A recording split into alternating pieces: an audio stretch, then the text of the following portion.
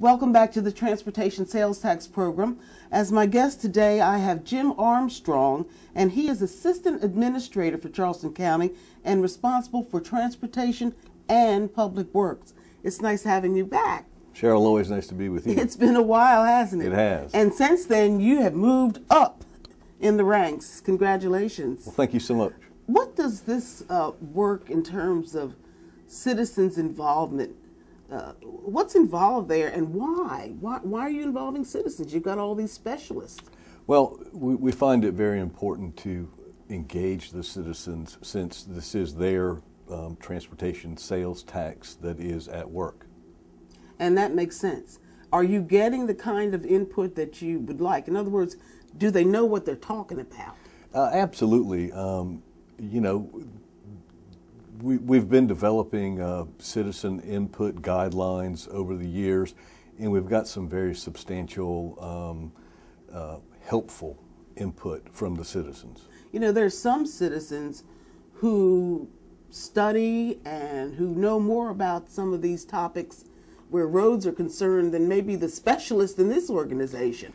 I mean, they're serious. Absolutely. They do their homework. They research standards and specifications and federal guidelines to help guide themselves in the right direction and learn about the processes that all surround all the decisions that are made. So we do have a great group of citizens. Of all of the projects that the county is involved in under the Transportation Sales Tax Program, the allocations projects, which are the smaller ones, the sidewalks, and that kind of thing, and the bicycle path. Right. And then we have the larger projects, and we have two of them online right now, and they are the Beast Ferry Road project and what we consider our marquee project, the Johnny Dodds Boulevard project. right. And so those projects are going on right now. Absolutely. Out of all of the things that you hear when you go to these citizens' meetings, what seems to be the area of most concern? Well, you know, it depends on from project to project, but bicycle and pedestrian access is very important with you know, with fuel prices rising the way they are and people feeling the need to exercise a little bit more. It's important to implement the complete streets concept that we implemented early on in the program to provide access for all modes of transportation, the mass transit, of course the vehicles, bicyclists, pedestrians, and things of that nature. What about trees? Especially on the islands, because we're in a beautiful, beautiful setting here in Charleston County with lots of beautiful trees. Absolutely. And there's a law against chopping down certain trees. Well, there is, and we take extra effort to design around tree impacts. A perfect example of that is the Camp and Folly Road project. The initial design showed us impacting over 40 grand trees. Through design efforts, we were able to minimize that down to 5. So that's significant. It took a lot of creative extra effort on the designer's part, but it worked. We're talking about citizens' involvement or citizens' participation, but I have just got to go here because I saw it for myself.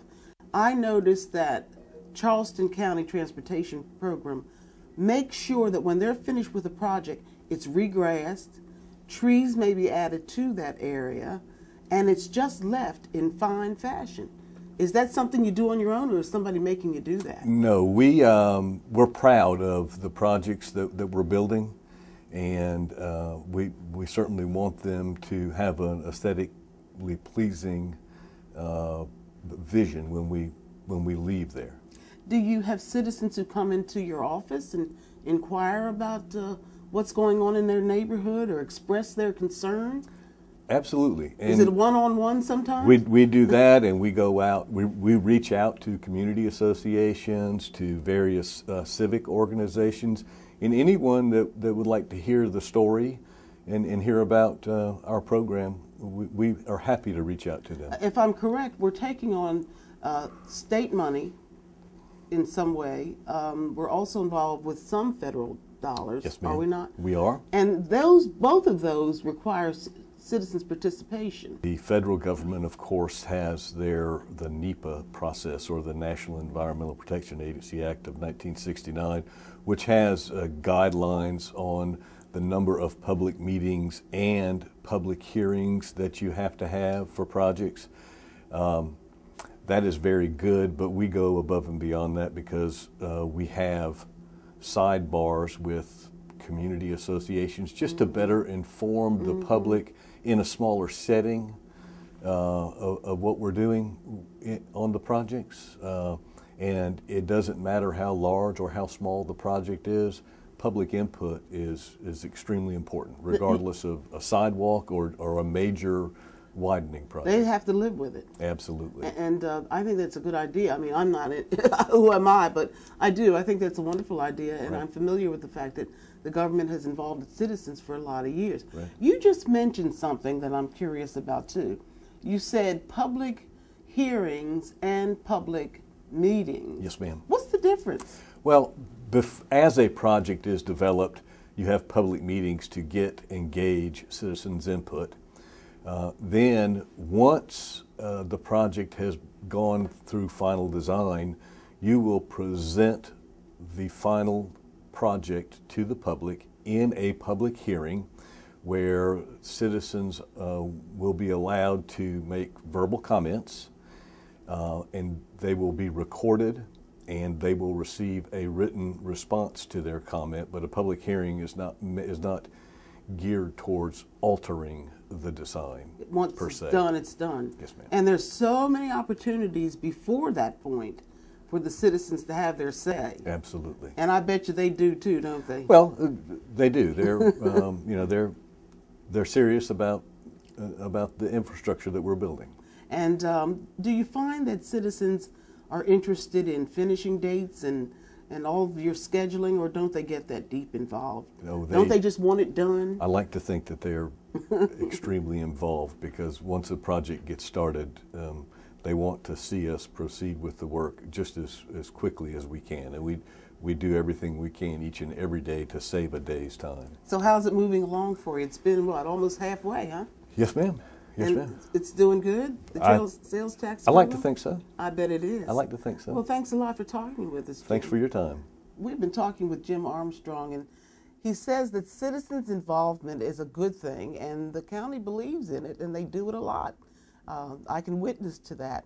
But let's now go to Patrice Smith, and she's going to talk to one of those citizens and find out from him how he feels about being involved in a meeting that asks for his opinion.